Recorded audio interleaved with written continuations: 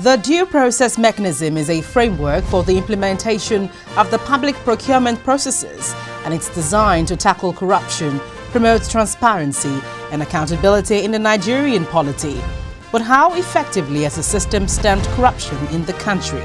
My guest this week is the Director General of the Bureau for Public Procurement.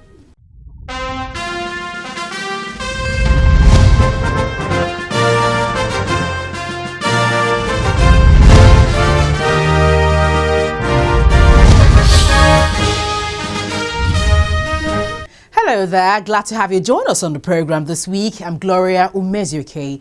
The BPP is aimed at formulating and implementing appropriate policies on procurement and contract awards. The federal government produced a guideline to entrench due process into the public procurement processes. Well, we spoke to the Director General of the Bureau for Public Procurement. But up ahead, the federal government has asked the 12 states that are yet to implement the public procurement laws and the award of contracts to, as a matter of urgency, conclude the process. Take a listen. Good morning, distinguished ladies and gentlemen. Vice President Namadi Sambo at the First National Conference on Public Procurement, an event that drew procurement officers and directors from the 36 states of the Federation. The federal government believes that the states should not hesitate in identifying with the procurement process that wipes away corruption in the polity. Let me stress that the implementation of the procurement reform goes beyond passage of laws.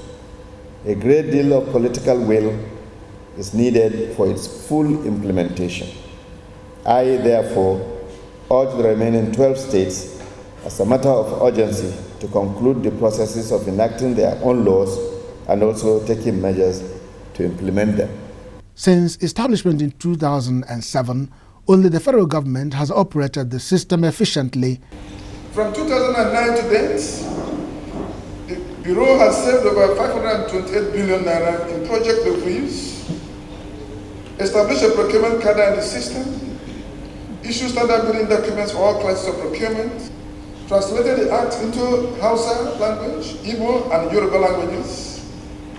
Procurement audits are regularly conducted, randomly in MDAs, to identify areas of weaknesses and abuse. The estimates of Transparency International is that worldwide, $400 billion a year are lost in terms of corrupt practices in public procurement.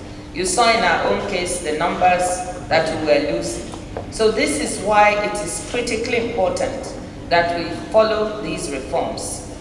The keynote speaker says states can't ignore the obvious, which is competition, and to ensure that the right people and the right contractors are doing the jobs at all times.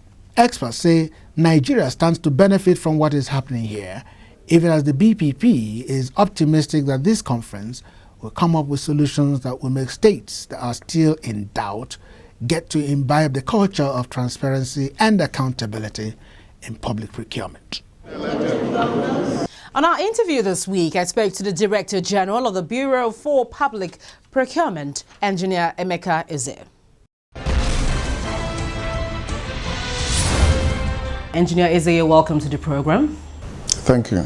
Let's begin. We know that subscribing to one set of national procedures for public procurement has always been a challenge. And now with the just concluded conference on procurement, what really were the major findings and recommendations that we can take home? Yeah, thank you. Most of the major recommendation is that, one, most state governments are eager to key into the federal government.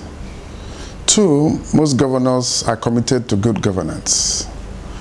Three, there are one way or the other attempts by state governments to establish what's called due process office, many a time in the office of the governor or in the office of budget and economic planning.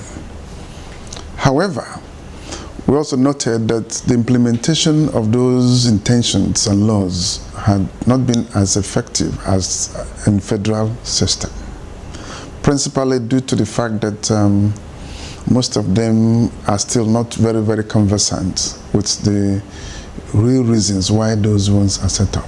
Most of the states, you mean? Yes, yes. Beyond the rhetorics of I have due process office, like Mr. President said in his speech, it goes beyond setting up the office.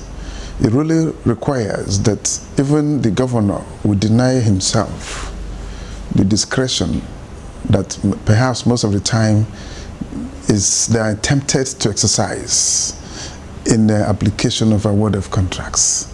So the law denies them those discretions. And so you have to be extremely be committed to delivering more for less, which is really what the keynote speaker emphasized. And which is really the issue right now. Really the issue that the intention of every government is to deliver more for less. If you listen to all slogans, all campaigns of all political parties and all contestants, they have always, at the back of their mind, wanted to deliver to the people. But the truth of the fact is that the resources available at various states and even at the federal are not sufficient to fulfill all the campaign promises all at a go. And so the need to have a set of rules that will ensure that those promises are delivered at best possible cost when people need them and in the right places are understood and implemented. But the thing is, even when the resources are available, we still have fraudulent contracts, you know, everywhere. No, the funds are never available. There's never a time the funds are available. And that's something we must get out of our psyche. Nigerians have been made to believe that we have money. We are a poor nation in real terms. Yes, we are. If you check at how much the federal budget is and how much of it is funded through borrowing, because we run deficit budget. If you fund your home income on deficit, then you're not a rich person, even at a personal level. If at the end of the month I earn, say, 200,000, and my expenditure is 300,000, then I have to look for extra 100,000 somewhere to supplement my budget. And that's what most Nigerians understand. And that is the same with most of the states of the Federation. They have deficit budget, meaning that they borrow to fund some of their projects. But even at that, we still have a lot of fraudulent cases here and there. Anywhere you have human beings. Well, of course, we know Nigeria, we have a peculiar situation. We have, the BPP recently announced that it saved over 500 billion. Yeah. Now, how did that happen? Of course, that is not the only amount it has successfully saved. The way it happens is that in any system where you don't have regulations, businessmen and everybody for that matter really will take advantage of any system for his own personal benefit. It doesn't matter, there are no angels anywhere in the world.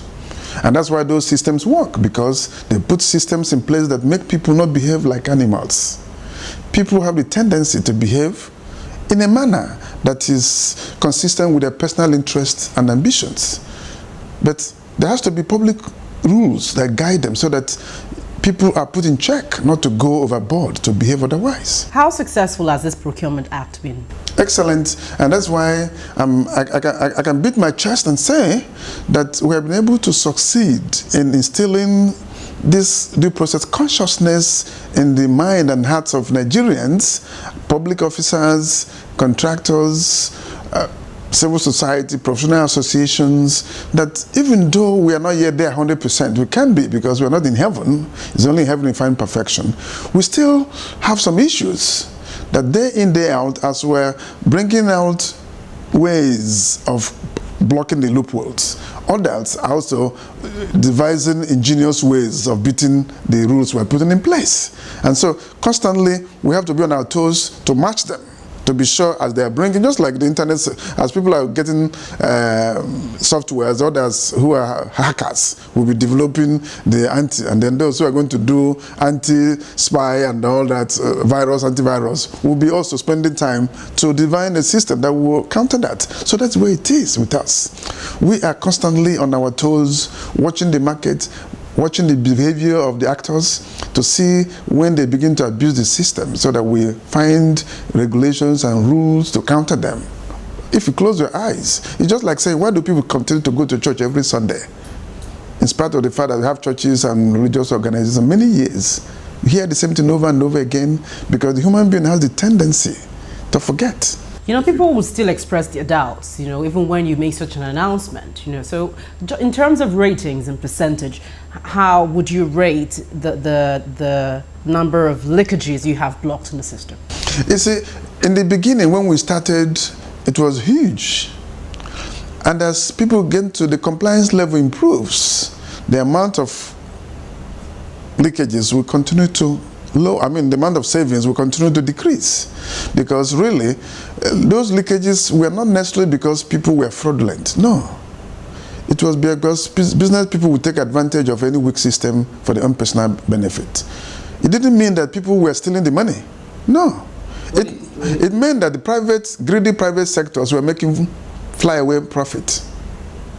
And if you were in my position and I noticed that you guys are not understanding the rules and I can get away with few millions, why can't?